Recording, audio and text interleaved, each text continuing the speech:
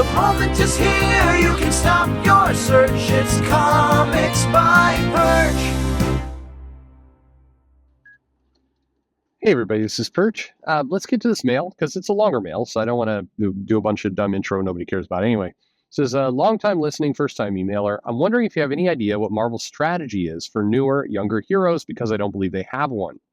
Their current approach seemed to start with all new, all different Avengers in 2016, which for my money, and yes, I did waste money on that series, may be the worst Avengers run ever.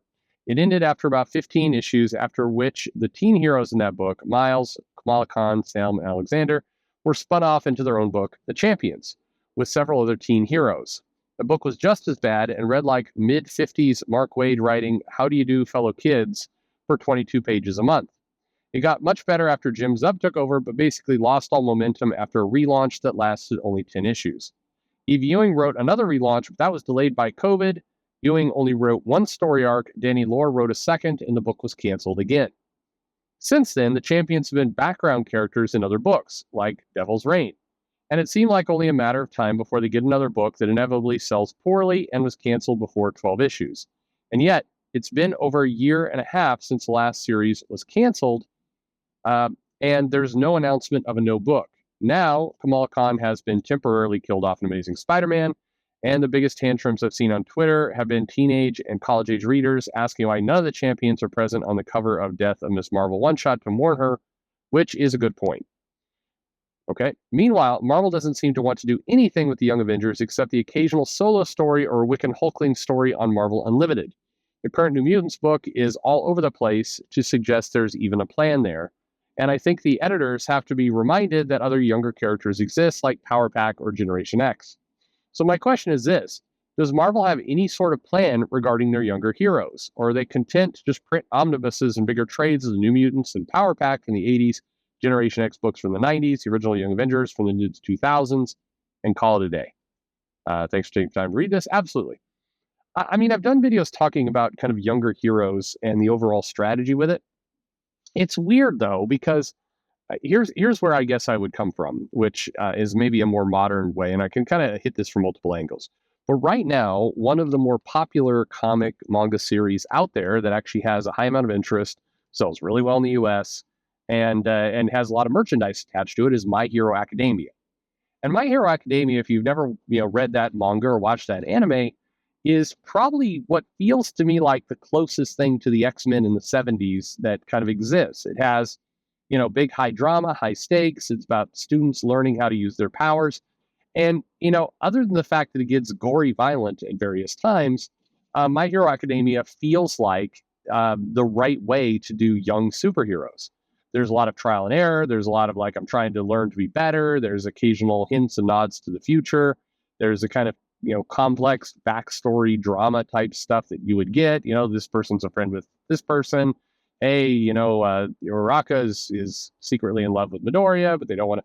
There's all this kind of teenage angst drama. That may be not the right way to place it, but there's a lot of that. And it works. As a comic book, it sells really, really well. And so if you're Marvel, and I think DC by and large can fit into the same thing, it feels like there's a ready-made template there for you to just copy and clone that approach, and you do really, really well. But that's not, they don't do that. And I think there's a bunch of reasons why. I don't pretend to know all of them, but one of the weird ones, you mentioned Power Pack. The challenge I think you have with Power Pack is, in the 80s, it was a book of kids. I think it, did well as kind of kids learning their powers, hiding from their parents, kind of all that other stuff. But then during the Avengers Academy days, they revealed that Power Pack had grown up. We put Alex in the Future Foundation. It was kind of unclear how much they did grow up, but they grew them up just enough so that they could, have, was it Julie Power?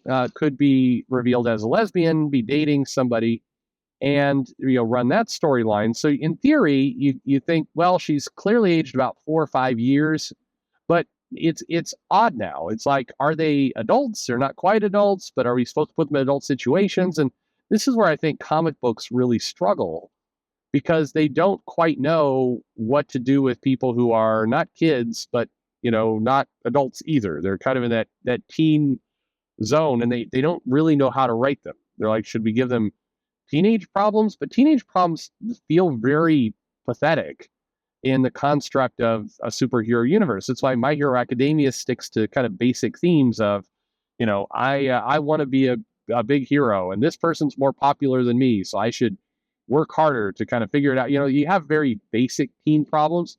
You don't get into stuff like, I'm experimenting with drugs. I'm investigating my sexuality. I don't know who I am.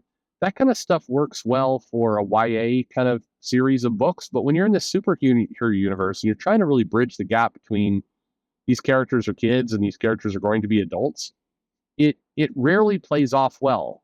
And keep in mind, I'm not saying you have to hard avoid it and you just need to, never touch it at all. You can do it. Just understand it's harder.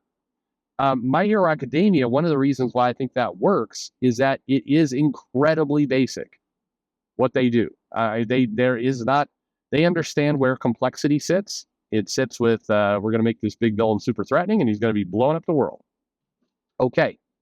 And let's have the heroes react to that. And, but the major plot points in that are, Midoriya inherited these powers. He doesn't completely know how to use them. He hurts himself if he uses them too early without training. He needs to train hard. If he trains hard, he'll be a big hero, which is his dream. Will he train hard? Like, that's it. That's kind of as much as they go with. And it's smart because you're trying to juggle kind of superhero storylines. You're trying to juggle, just all these different pieces. And if you start throwing in other elements, it takes a very, very clever, good writer in order to do that properly. And, I'm not saying, hey, if you're not good enough, don't even try. I mean, feel free to try, but understand, it's like, as an analogy, if you wanted to learn how to repair cars, you wouldn't start by, going into your garage and just ripping the engine out of your car, disassembling it, and trying to figure out how to put it back together. That would be crazy. You need to learn on something very basic. Can you change a tire? All right, then you may advance to, can I change the oil? Then you might advance from there. And in comics, I think a lot of these, what to do with kid superheroes, do the basics. Get some of these young adults. If you're doing champions, cool. Set them in a place where they're trying to be adults. They don't have good control over their powers. They don't have kind of some of the responsibility. Have them face something over their power threat level, get their butts kicked, survive, train hard, go back, fight again. Like that's probably the right cadence to establish. And then you open up into more. But the champions in particular, a little bit that all new, all different Avengers series, it wanted to do the, hey, let's deal with romance and budding feelings. Hey, is Vision's daughter a lesbian? Hey, maybe they should be engaging with social issues. Let's have them be activists. Hey, let's also have them protest. Let's have them now deal with the Middle East conflict and how to resolve the Palestinian Jewish war. Jesus Christ, there's no way that you make it work as a book trying to get teen characters off the ground. So what happens is it gets ridiculously over complex because you're trying to land too many things all at once. People give up on it, and then you reboot it and you try again, and you get to think about like Danny Lore's brief stint on it, which was, hey, Roxanne's trying to make a social media app where it's going to kind of brainwash kids, and they're also going to tie it into this new law that says teen superheroes can't really exist because we're trying to do Civil War light. And by the way, there's a trust issue between Miles and Kamala, and are they true friends, and what are they trying? Like, you get to the point where you lose track of whatever it was you're trying to do. And I don't think books should be just stupid and overly basic, but they do need to be able to land a core message and build from there. And I think the challenge with a lot of these teen books is they start with too much baggage, and as a result, they just don't go anywhere.